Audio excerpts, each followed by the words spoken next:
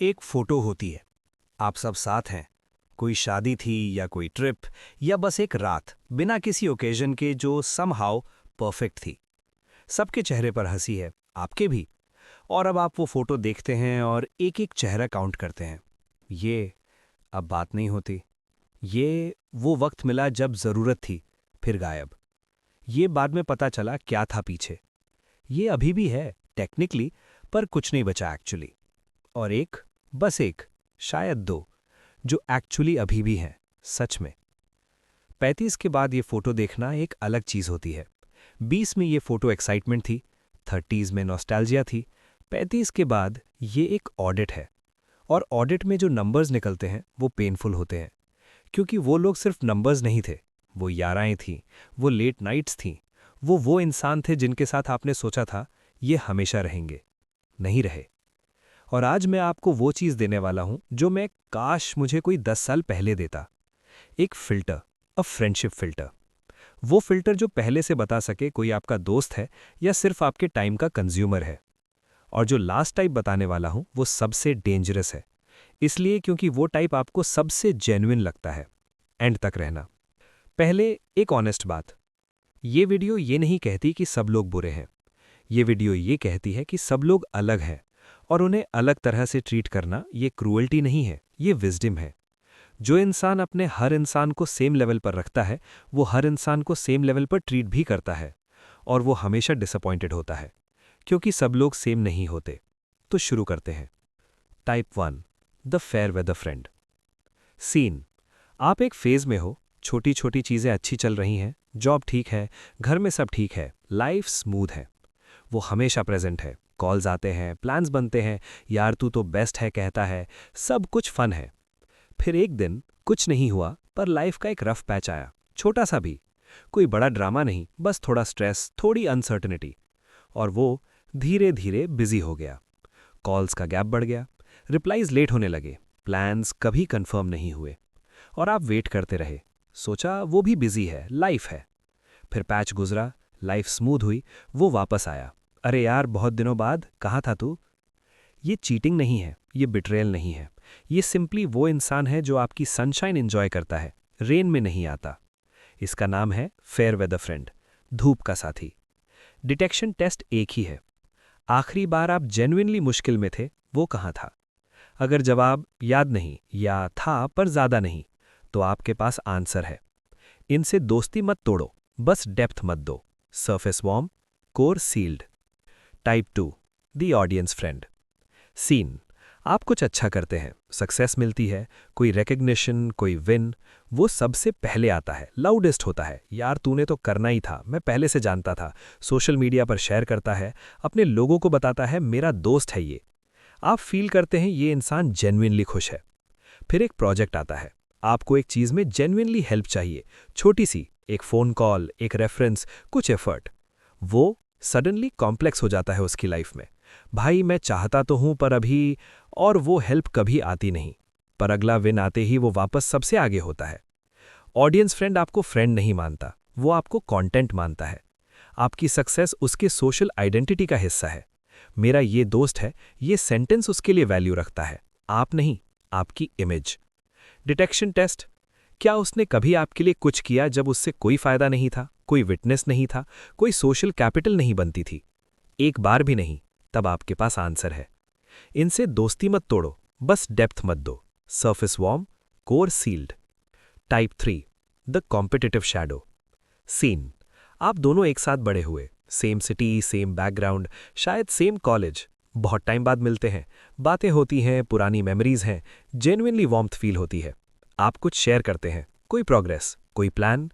और वो without missing a beat अपना वर्जन सुनाता है, जो थोड़ा बेटर है, थोड़ा आगे है, थोड़ा ज़्यादा इंप्रेसिव है। आप बोलते हो यार मैंने ये किया, वो कहता है हाँ यार मैं तो ये कर चुका था, अब तो आगे देख रहा हूँ। हर चीज़ एक एक चीज़ एक कॉम्पिटिशन बन जाती है। और आप जब भी कुछ शेयर करते हो, एंड में थोड़ा खाली फील करते हो, पता नहीं क्यों। मैं जानता हूँ ये फीलिंग, क्योंकि मैं भी एक वक्त में उस इंसान के साथ था। और हर बार मिल के आता था, थोड़ा छोटा फील करता था, बिना किसी रीज़न के।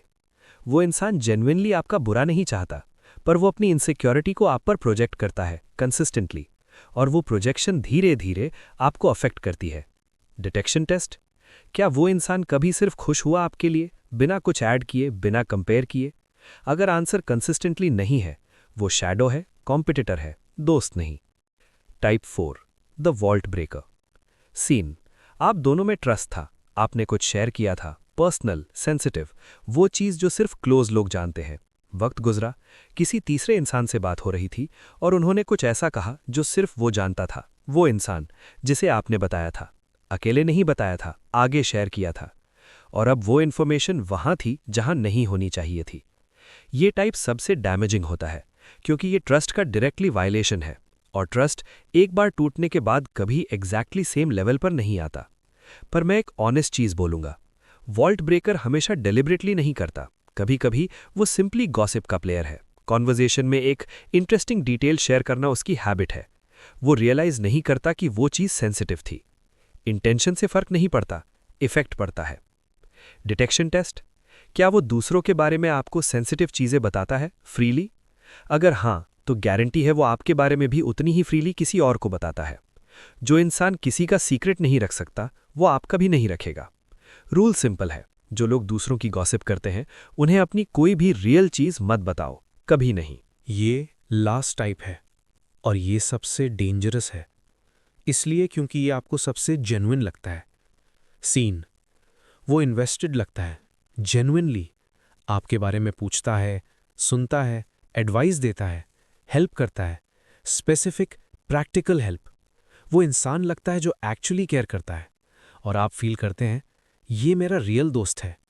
फिर वक्त के साथ एक पैटर्न इमर्ज होता है। हर बार जब वो आपके करीब आया, कुछ कॉन्टेक्स्ट था, कोई नीड थी, कोई अपॉर्चुनिटी थी। कभी एक काम था, कभी एक इंट्रोडक्शन चाहिए था, कभी एक रिसोर्स था जिसको आप एक्सेस कर सकते थे।